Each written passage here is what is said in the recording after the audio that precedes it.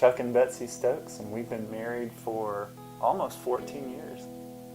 And I was not diagnosed with diabetes until after we were married.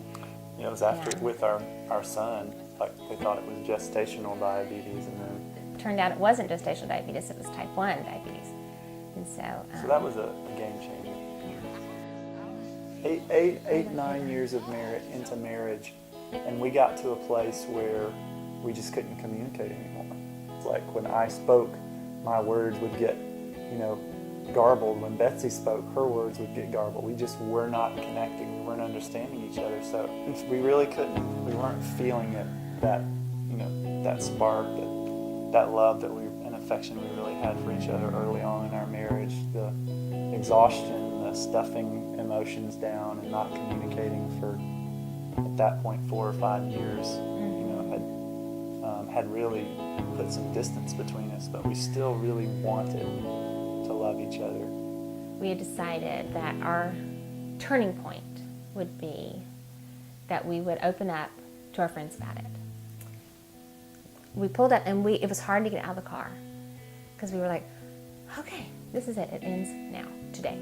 So we just sat out in the car outside the house, and so the kids were just sitting there, and finally they were like, are we going inside? I said, yeah, baby, we're going inside. We're just not ready yet. We're just going to take a breath. And my son said, Mama, Daddy, it's like there's venom in our family.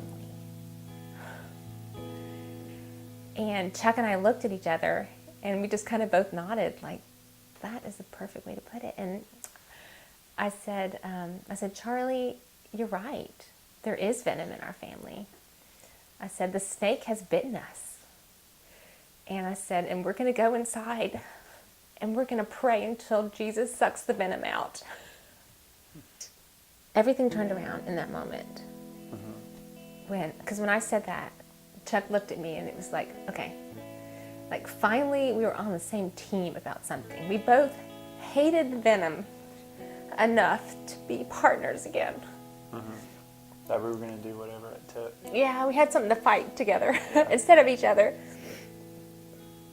So, yeah. I remember there was a time when I was walking her back to her dorm, and I remember when I had this thought, if the purpose of my life is to love and encourage this woman, I'm in for it. That's just how crazy I was about her, was that if that was the whole goal and thrust of my life was to build her up and encourage her, then I was in.